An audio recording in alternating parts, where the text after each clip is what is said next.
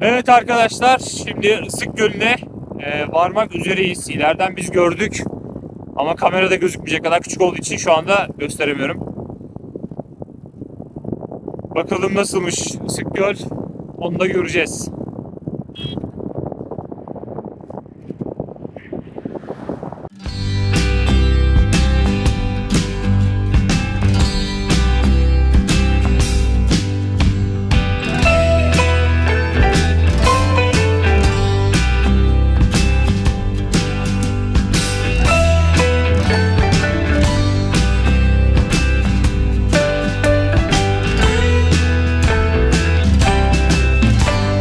Evet, şu anda Isık Göl'ün kenarındayız. Kampın sabahındayız. Lastiğim dün akşam patladı buraya gelirken. Ama yani böyle uğraşmak istemedim. Hava basa basa geldim. Şimdi sabahta tekrardan yamayacağız. E, Ya lastik Schwabe'nin bu Marathon Tour Plus'ı. Tur bisikletleri için yapılmış bir lastik. Ya memnun muyum? Yasemin'de de var aynısı. 26 olanı var. Ya ben memnun muyum? Memnun gibiyim.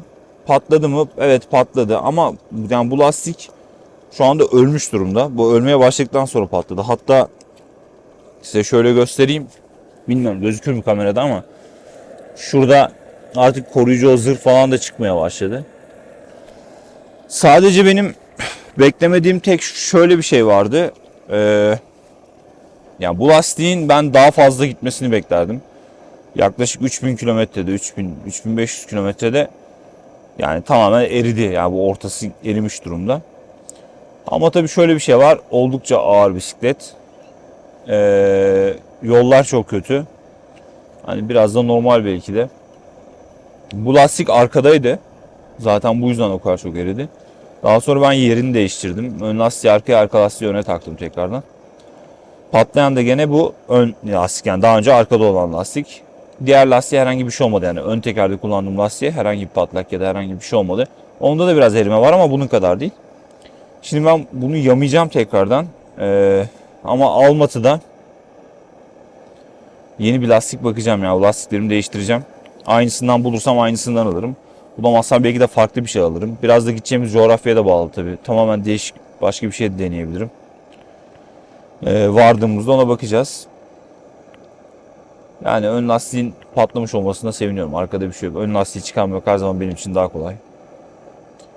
Öyle. Şimdi bunu yamayacağız. Ardından da yola devam.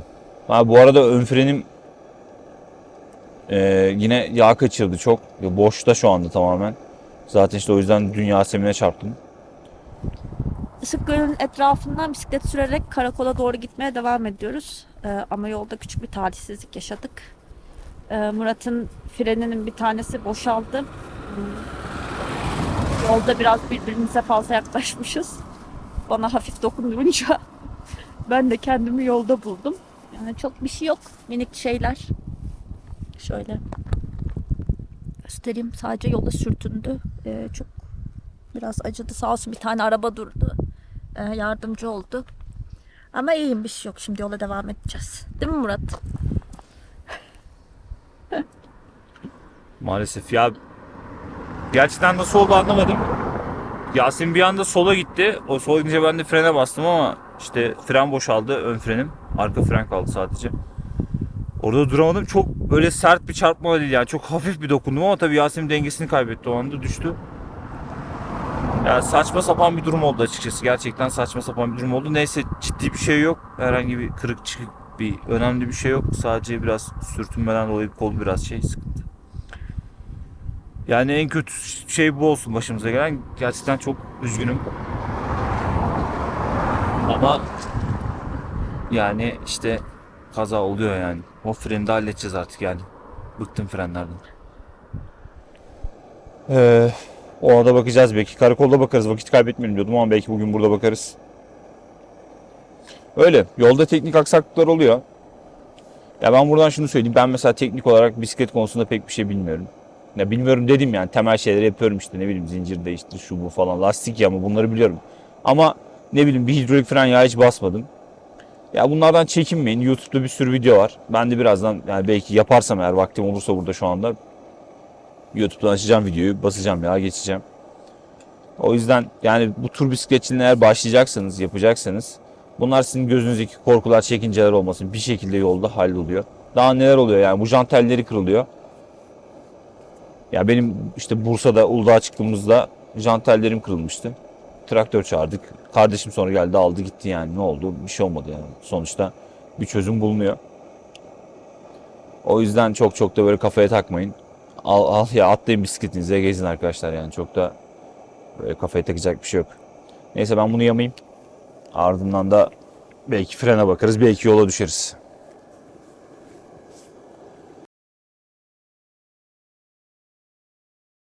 Evet.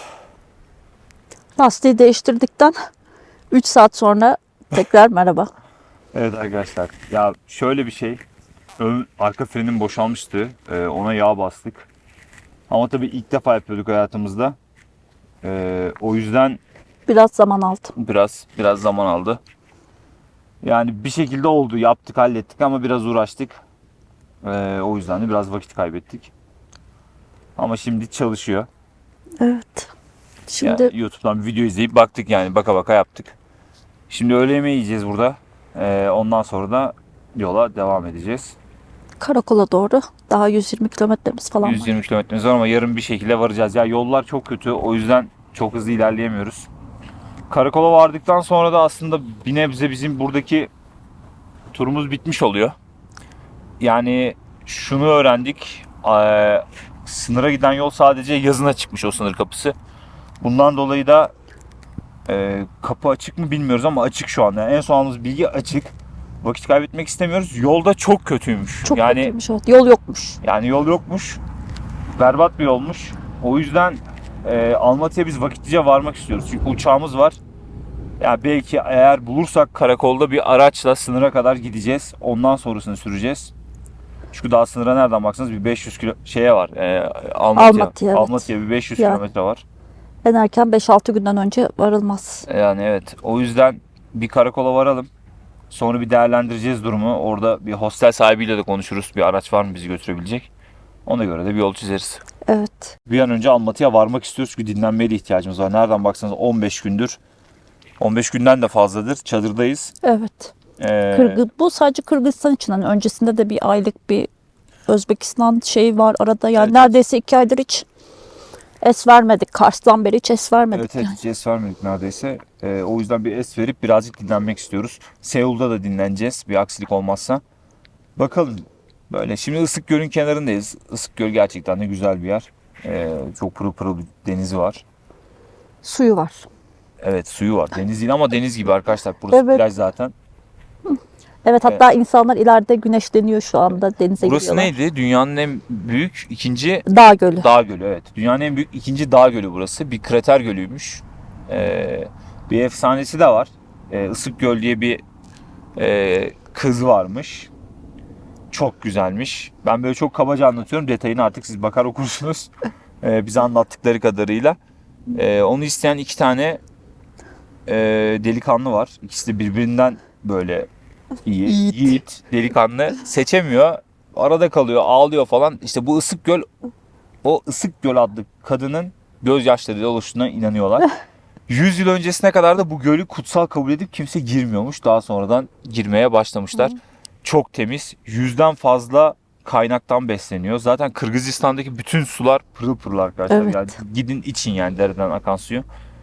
Evet, Burada- Kırgızistan'da hiç su sıkıntısı çekmedik. Yani Evet, dere hiç yok. falan var. Dereden falan hep doldurduk, içtik. Yemeğimizi yaptık. Göl de keza öyle, çok temiz. Evet. Bazı yerlerinde 40 metre derinlikteki balıklar görünüyormuş. Tekne turuna çıkıyorlar ama bu yaz sezonunda oluyor. Bir daha gelirsek artık onları da çeker gösteririz. Evet. Ama asıl ısık göl demelerinin sebebi ısı. Yani sıcak Evet. göl. Asla donmuyormuş burası. Ya aslında şu anda 1600 metredeyiz. Hani deniz seviyesinde değiliz ama Evet. asla donmuyormuş. O yüzden yereller hani ısı göl.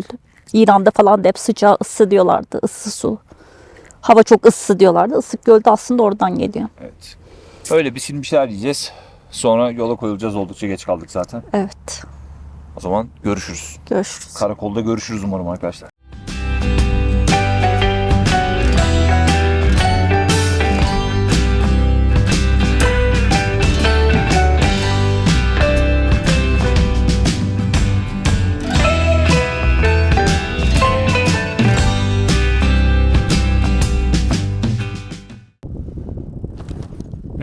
göl kenarında ilerlemeye devam ediyoruz. Ama yol boyu inşaat, yani yol çalışması var. Bu yüzden de çok keyif aldığımız söylenemez. Yani toz toprak içinde kalmamız önemli değil, zaten kalıyoruz. Ama bir de onları yutuyoruz. O yüzden çok çok da keyifli değil. Artık karakola varmak istiyoruz. Yani çok güzel bir yer burası. İnanılmaz güzel bir yer. Ama bu yol çalışması biraz tadını kaçırmış. Şimdi daha var. 100 kilometre falan var karakola. Yarın varacağız büyük ihtimalle.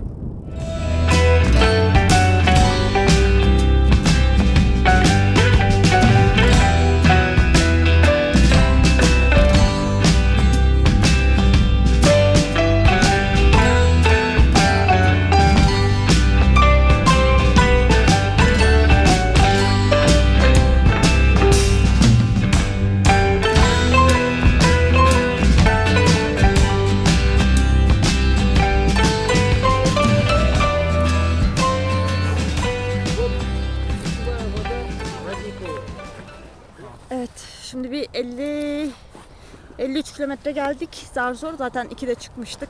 Murat'ın frenlerine yağ basarken, lastik yamarken yemek yedik falan. Bir yer bulduk, biraz sabah kararmak üzere. Neyse, bugün de sığınacak bir yer bulduk ama. Abiler sana. Evet, yukarıda abiler vardı. Bir Uygur abi vardı. Çok sevindi bizi gördüğüne. Uygur abi, Kırgız abi, bir tane de Rus abi vardı. Sağ olsunlar, bisikletleri indirmemize de yardım ettiler. Şimdi çadırımızı atacağız. İşte peynir ekmek falan yiyeceğiz bu gece. Yarın sabah devam. Yarın karakola varacağız inşallah. O zaman biz çadır kuralım. Görüşürüz. Herkese günaydın. Dün çok geç bir saatte gelmiştik. Çadırımızı kurduk, rahat bir gece geçirdik. Şu anda gölün kenarı balıkçı abilerle dolmuş. Dün gece bekleyen 3 abi vardı sadece. Sağ olsun bize de ekmek, yumurta falan verdiler, sıcak su falan. Ama sabah bir kalktık, bir sürü balıkçı gelmiş. Şimdi saat 8, biz de çadırı toplayıp hemen yola çıkacağız. Karakola 75 kilometremiz kaldı.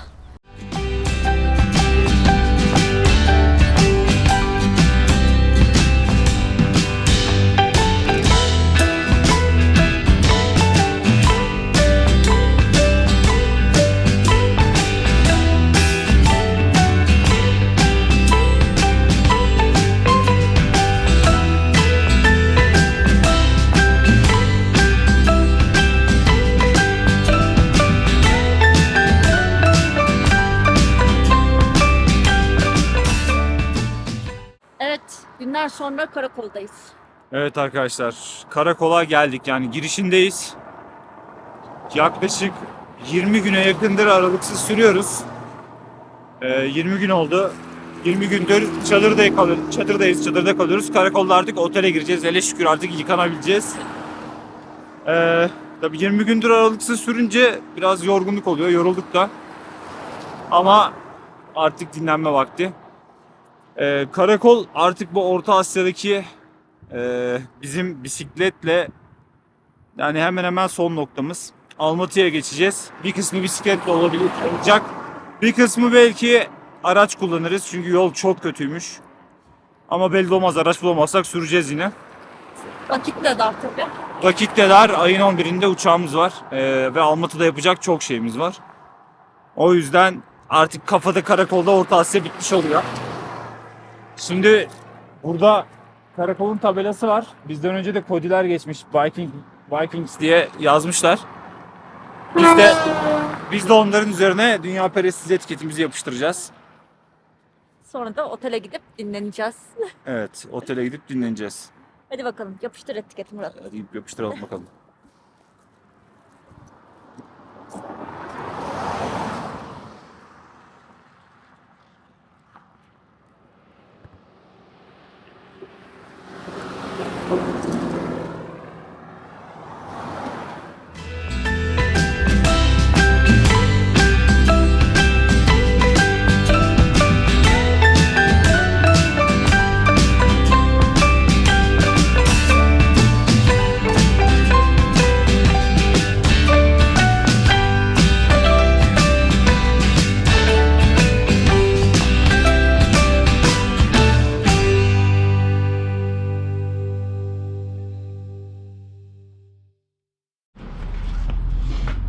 Karakoldayız arkadaşlar. Otele geldik. Hele şükür gerçekten yorulduk. Dinleneceğiz yani. Bugün artık dinleneceğiz. Yarın da dinleneceğiz. Belki bir gün daha kalırız, bilmiyorum. Yorulduk ama geldik arkadaşlar. Aynen. Hiç gelemeyeceğim sandım. Hayatımın en uzun sürüşüydü bugünkü 75 kilometre. Hostelimiz de şöyle.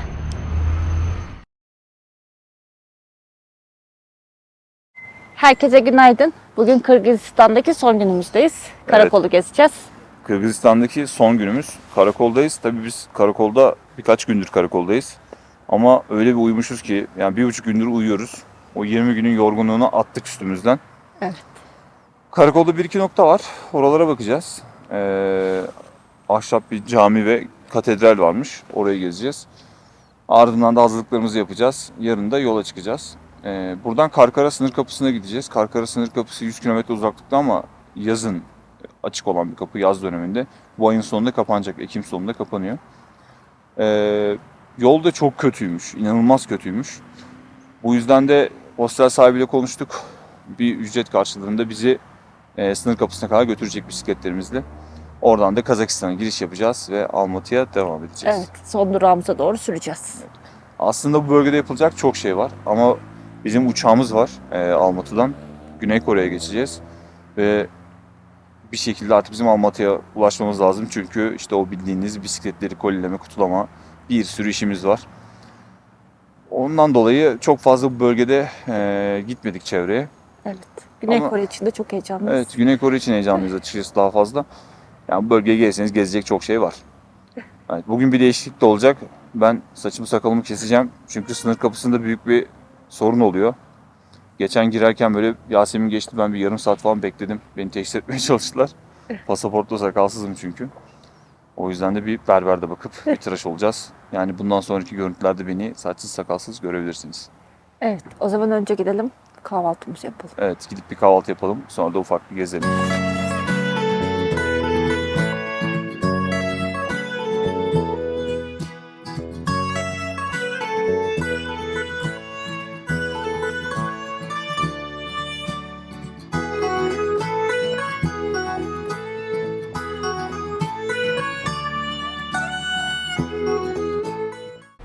Şimdi karakoldaki ilk durağımıza geldik.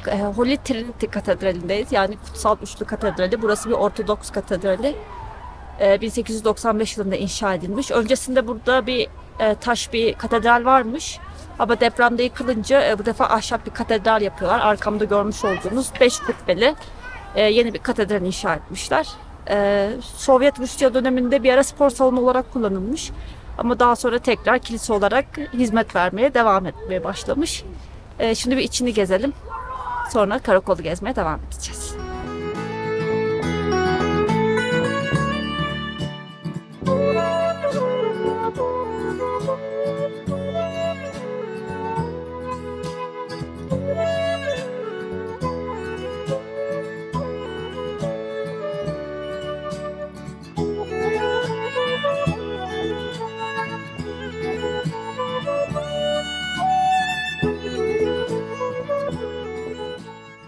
Evet, şu anda alıştığımızın dışında çok farklı bir camiye geldik. Bu cami ne Yasemin? Burası Dungan Camii. Dungan nedir? Dungan doğudan yani Çin'den göç eden Müslümanlara verilen isim. Zorunlu göç etmek zorunda Çin'in kalmışlar. doğu kısmından. Yok. Dungan aslında doğudan gelen Müslümanlardan. Ha, anladım. Yani Çin'den geliyorlar. Kırgızistan'ın doğusu. Hı. Çin'den gelen Müslümanlara verilen isim. Evet, farklı bir cami. Alıştığımız mimarinin dışında bir cami. Sanırım Çin mimarisi özellikleri taşıyor değil mi? Evet, çünkü buraya gelen halk Çinli olduğu için ya Müslümanlar ve buraya zorunlu olarak göç edince kendilerine bir cami yaptırmak istiyorlar. 1907-1910 yılları arasında Çin'den bir mimar getiriyorlar. 20 tane de ahşap ustası ve kendi oradaki kültürel özelliklerine göre bir cami inşa ediyorlar. Tıpkı Budist tapınakları gibi bir cami göreceğiz şimdi ama burası bir cami. Evet. Yine biz buraya gelirken Yasemin'le konuşuyorduk. Bu cami, ya daha doğrusu sadece cami değil, buradaki o katedralde hepsi Sovyetler döneminde ibadethaneler kapatılıyor. Burası da kapatılıyor. Burası ne olarak kullanılmıştı? Bir 10 yıl tahıl ambarı olarak kullanılıyor 1943'ten 53'e kadar. Daha sonra 1960'larda tekrar cami olarak ibadete Evet. açılıyor. Küçük bir not daha var. TİKA bu camiye el atmış Evet. ve restorasyonunu yapmış. Evet, son restorasyonu TİKA tarafından yapılmış. Evet, TİKA bu arada arkadaşlar Türkiye İşbirliği Kalkınma Ajansı. Türkiye'nin yurt dışında bu tip faaliyetlerini yürüten kurum. Gerçekten çok çok başarılı işler yapıyorlar. Hem Orta Asya coğrafyasında hem de dünyanın diğer coğrafyalarında. Bu camide restorasyon yine TİKA tarafından yapılmış. Biz bu seyahatimizde bisikletle TİKA'nın Bişkek koordinatörüyle de karşılaştık. Buradan da tekrardan kendisine de selam göndermiş olalım. Osman Bey'e selamlar. Evet, Osman Bey, buradan size tekrardan selam gönderiyoruz. Başarılı işlerinizin de devamını diliyoruz. Şimdi camiye bakalım nasılmış, biz de görelim. Farklı bir cami bekliyor bizi.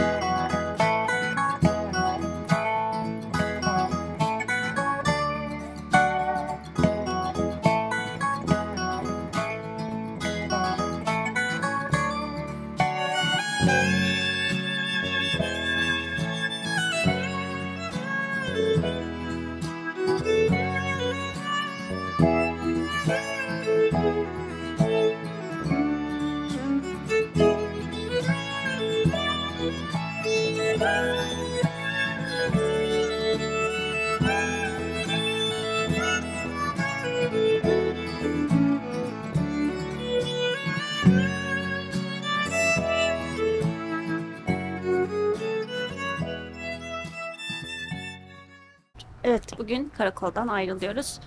Aslında sınıra kadar gidecektik ama daha önce tanıştığımız Kanadalı arkadaş grubundan biri Almatı'ya gidiyormuş. Evet. Biz de fikrimizi değiştirdik, Almatı'ya gitmeye karar verdik. Miguel'le birlikte Almatı'ya gideceğiz. Evet, şimdi bisiklete yükleyeceğiz. Celil'in aracına, Celil bizi Almatı'ya kadar bırakacak.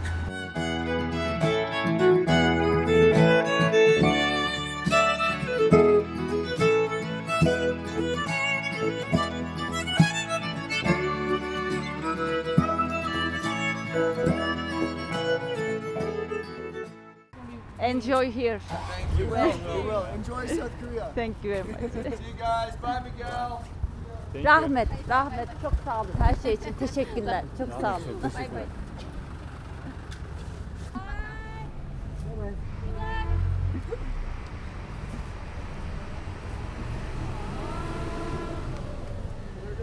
Hadi.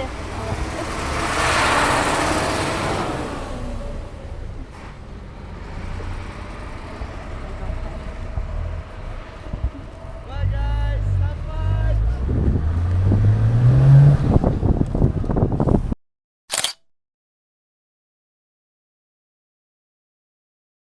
Evet, şimdi araçtayız, yola çıkıyoruz.